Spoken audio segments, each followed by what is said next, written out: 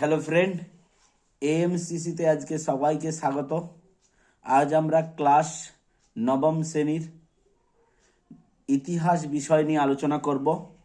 মূলত আজকের যে পাঠটি রয়েছে সেটি হলো বিপ্লবিক আদর্শ ও নেপোলিয়নের সাম্রাজ্য ও জাতীয়তাবাদ, অর্থাৎ নেপোলিয়নের যুগ কিভাবে আবির্ভাব হয় বা নেপোলিয়ন কখন জন্মগ্রহণ করেছিলেন, নেপোলিয়নের সাম্রাজ্য কেমন হয়েছিল সেই সম্পর্কে আমরা আলোচনা করব। আজকের আমরা পাঠে মূলত এই অধ্যায় থেকে যেসব গুরুত্বপূর্ণ শর্ট কোশ্চেন পরীক্ষার জন্য ইম্পর্ট্যান্ট সেগুলি সম্পর্কেই আলোচনা করব। তো তাই আজ আমরা শর্ট কোশ্চেনগুলো নিয়ে হাজির হয়েছি।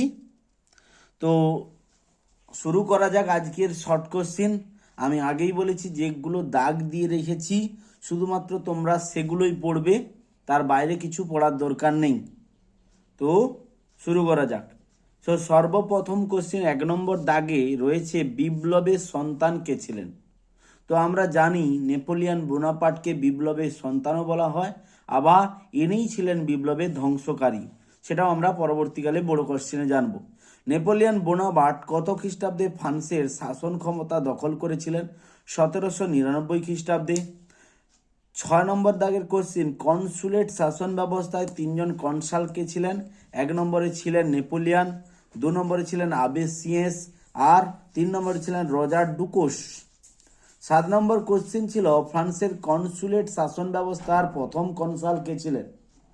এটা আর কেউ নয়, ইনি ছিলেন নেপোলিয়ন বোনাপার্ট। 10 নম্বর কোশ্চেন, 8 নম্বর 9 নম্বরে দাগে দাগ দেয়নি তাই এগুলো বাদ। নেপোলিয়ন কত খ্রিস্টাব্দে নিজেকে ফ্রান্সের সম্রাট বলে ঘোষণা করেন? না 1804 খ্রিস্টাব্দে নিজেকে ফ্রান্সের সম্রাট বলে ঘোষণা করেছিলেন। এরপর আমরা ইতিহাসে কোন সময়কে নেপোলিয়নের যুগ হিসাবে অভিহিত করা হয় সে সম্পর্কে জানব। তো এখানে রয়েছে 1799 থেকে 1814, আবার অনেকে 1815 খ্রিস্টাব্দ পর্যন্ত সময়কে নেপোলিয়নের যুগ হিসাবে ধরা হয়। তারপরে 16 নম্বর দাগ 1415 বাদ পিরামিডের যুদ্ধ কত খ্রিস্টাব্দে হয়েছিল? না পিরামিডের যুদ্ধ হয়েছিল 1798 খ্রিস্টাব্দে। পিরামিডের যুদ্ধ কাদের মধ্যে হয়েছিল? ইংল্যান্ড ও ফ্রান্সের মধ্যে হয়েছিল। নেক্সট কোশ্চেন, নীল নদের যুদ্ধ কত খ্রিস্টাব্দে ছিল? 1798 খ্রিস্টাব্দে। যখন পিরামিডের যুদ্ধ হয় তখন নীল নদের যুদ্ধও হয়েছিল, এটিও হয়েছিল ইংল্যান্ডের সঙ্গে ফ্রান্সের মধ্যে।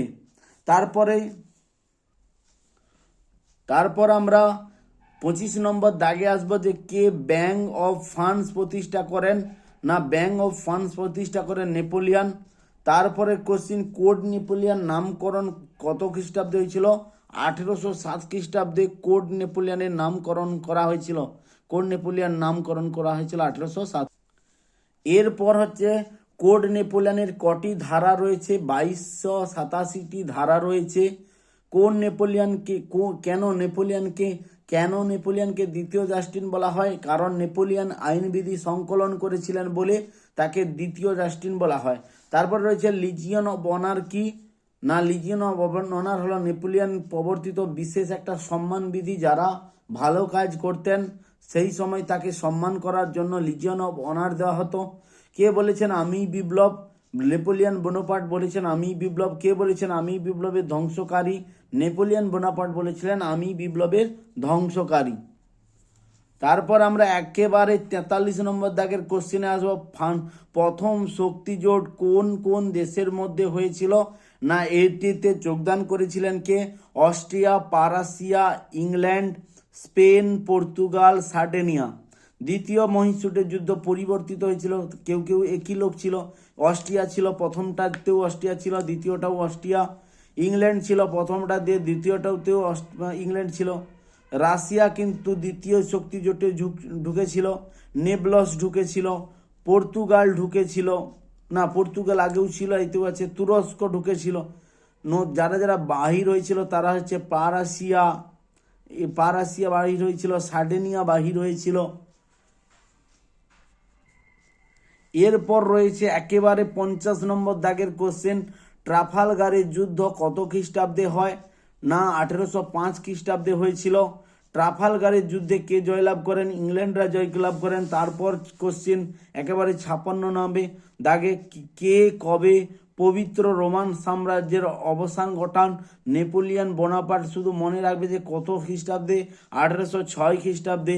নেক্সট কোশ্চিন 60 নম্বর দাগের কোশ্চিন টিলসিটের সন্ধি কাদের মধ্যে স্বাক্ষরিত হয়েছিল? ফ্রান্স ও রাশিয়ার মধ্যে স্বাক্ষরিত হয়েছিল টিলসিটের সন্ধি। নেক্সট 62 নম্বর দাগের কোশ্চেন কে মহাদেশীয় ব্যবস্থা বা কন্টিনেন্টাল সিস্টেম ঘোষণা করেছিলেন? না, নেপোলিয়ন বোনাপার্ট। তারপরে 56 নম্বর দাগের কোশ্চেন বার্লিন ডিগ্রিতে কি বলা হয়েছিল? বার্লিন ডিগ্রিতে বলা হয় ফ্রান্স তার মিত্র দেশ বা নিরপেক্ষ দেশে ইংল্যান্ডে কোনো জাহাজ ঢুকতে পারবে না। তারপরে একেবারে 68 নম্বর দাগের কোশ্চিন নেপোলিয়ন কত খ্রিস্টাব্দে মিলান ডিগ্রি জারি করেছিলেন? 1807 খ্রিস্টাব্দে। ঠিক আছে, এই ডিগ্রিগুলো কবে কি সালগুলো একদম ভালো করে মনে রাখবে। নেক্সট হচ্ছে নেপোলিয়ন কত খ্রিস্টাব্দে ওয়ারস ডিগ্রি জারি করেন? 1807 খ্রিস্টাব্দে ওয়ারস ডিগ্রি জারি করেছিলেন। একেবারে 76 নম্বর দাগের কোশ্চিনে আমরা চলে এসেছি। রায়মর্টিন বই থেকে আমরা কিন্তু এই শর্ট কোশ্চিনগুলো করাচ্ছি, তোমরা কিন্তু রায়মর্টিন বইটাকে ফলো করো। নেপোলিয়নের মস্কো অভিযানের সময় রুশ সেনাপতি কে ছিলেন? নেপোলিয়ন মস্কো অভিযানের সময় রুশ সেনাপতি ছিলেন কুতুসভ। তারপরে একেবারে 83 নম্বর দাগের কোশ্চিন হচ্ছে কোন সন্ধির মাধ্যমে অষ্টাদশ লুই ফ্রান্সের সিংহাসনে বসেছিলেন? প্যারিসের প্রথম সন্ধি 1814 খ্রিস্টাব্দে। নেক্সট তারপরে একেবারে 85 নম্বর দাগে ওয়াটারলুর যুদ্ধ কত খ্রিস্টাব্দে হয়েছিল? 1815 খ্রিস্টাব্দে। বারবার পরীক্ষায় এই কোশ্চিনটি জিজ্ঞাসা করে। কাদের মধ্যে হয়েছিল ওয়াটারলুর যুদ্ধ? হয়েছিল নেপোলিয়ন ও তার মিত্রপক্ষের, অর্থাৎ ইংল্যান্ড, রাশিয়া আর যেসব মিত্র শক্তি ছিল তাদের মধ্যে হয়েছিল। তারপর একেবারে 90 নম্বর দাগের কোশ্চিন কত খ্রিস্টাব্দে নেপোলিয়নের মৃত্যু হয়? 1821 খ্রিস্টাব্দে 5ই মে নেপোলিয়নের মৃত্যু হয়। এই কোশ্চিনগুলো এইখানে দাগে, অর্থাৎ এসিকিউ নাম্বারের কোশ্চিনগুলো এই দাগের করলেই হয়ে যাবে। এরপর আমরা কিছু এমসিকিউ করব। নেপোলিয়নকে কে মুক্তিদাতা হিসাবে বলে নেপোলিয়নকে মুক্তিদাতা বলে সম্ভাষণ করেন কারা? ফরাসিরা। তারপর একেবারে 8 নম্বর দাগের কোশ্চিন যাব। নেপোলিয়ন পবিত্র রোমান সাম্রাজ্যের পতন ঘটান কত খ্রিস্টাব্দে? 1806 খ্রিস্টাব্দে। কোড নেপোলিয়নের কটি ধারা রয়েছে? 2287টি। তারপরে একেবারে 25 নম্বর দাগে নেপোলিয়ন রাশিয়া আক্রমণ করেন কত খ্রিস্টাব্দে? 1812 খ্রিস্টাব্দে। তারপরে নেপোলিয়ন মস্কো দখল করেন কত খ্রিস্টাব্দে? 1812 খ্রিস্টাব্দে। জাতিসমূহের যুদ্ধ নামে পরিচিত কোন যুদ্ধকে জাতিসমূহ যুদ্ধ নামে? এই কোশ্চিনটাও বারবার পরীক্ষায় পড়ে। লিপজিগের সন্ধিকে। তারপরে 29 নম্বর দাগের কোনটি সেন্ট হেলেনা দ্বীপে নেপোলিয়ন নির্বাচিত করা হয়েছিল কত খ্রিস্টাব্দে? 1815 খ্রিস্টাব্দে। এরপর 108 পেজে 2 নম্বর দাগের কোশ্চেন নেপোলিয়ন বোনাপার্ট জন্ম হয় কোথায়? কোর্সিকাতে। তারপর একেবারে 11 নম্বর দাগের কোশ্চেন নেপোলিয়ন ফরাসি জাতির সম্রাট উপাধি ধারণ করেন কত খ্রিস্টাব্দে? 1804 খ্রিস্টাব্দে। তারপর 14 নম্বর দাগের question Napoleon bank of France প্রতিষ্ঠা করেন কত খ্রিস্টাব্দে? 1800 খ্রিস্টাব্দে। তারপর যে রয়েছে একেবারে 26 নম্বর দাগের কোশ্চেন টিলসিটের সন্ধি কত খ্রিস্টাব্দে স্বাক্ষরিত হয়েছিল? 1807 খ্রিস্টাব্দে। সমুদ্রের রানী বলা হয় কাকে? ইংল্যান্ডকে। নেপোলিয়ন দোকানদারের জাত বলতেন কাকে? ইংরেজদের। নেপোলিয়ন কাকে দোকানদারের জাত বলতেন? ইংরেজদেরকে। এগুলো খুবই important question. Napoleon Berlin degree জারি করেন কত খ্রিস্টাব্দে? 1806 খ্রিস্টাব্দে। আর নেপোলিয়নের বিরুদ্ধে রাশিয়া কোন যুদ্ধনীতি অবলম্বন করেছিলেন? না, পোড়ামাটির নীতি যুদ্ধনীতি অবলম্বন করেছিলেন। আর আজকে সর্বশেষ কোশ্চেন নেপোলিয়ন ফ্রান্সে আবার 100 দিবসে রাজত্ব করেছিলেন কত খ্রিস্টাব্দে? 1815 খ্রিস্টাব্দে। এই হচ্ছে আজকের মতো কোশ্চেন। দ্বিতীয় অধ্যায় অর্থাৎ বিপ্লবিক আদর্শ নেপোলিয়নের সাম্রাজ্য ও জাতীয়তাবাদ সম্পর্কে এই অধ্যায় থেকে সব থেকে গুরুত্বপূর্ণ শর্ট কোশ্চেনগুলো সম্পর্কে আজকে আমরা আলোচনা করলাম।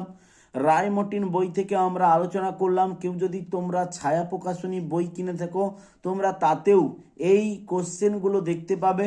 কোনো প্রবলেম নেই। কেউ যদি ভেবে থাকো যে আমাকে কি তাহলে রায়মার্টিন বই কিনতে হবে, আমি বলবো না, তোমরা যে কোনো একটা বই কিনলেই হবে। দুটো বই প্রায় সমান লেখা, একই অ্যান্সারের প্যাটার্নে লেখা। তোমরা যে কোনো একটা বই কিনলেই তোমরা এই বইগুলো দিয়ে আমি যে কোশ্চেনগুলো বলছি বা পড়াচ্ছি সেগুলো করলেই তোমরা সাকসেসফুল হতে পারবে। থ্যাংক ইউ, ধন্যবাদ সবাইকে। এই কারণেই ধন্যবাদ, তোমরা এএমসিসিতে সকলেই আছো, সবাই নিজের মতো ভাবে আমাদেরকে সাহায্য করছো। আমাদের চ্যানেলটিকে সাবস্ক্রাইব করো যারা নতুন এসেছো। ধন্যবাদ সবাইকে।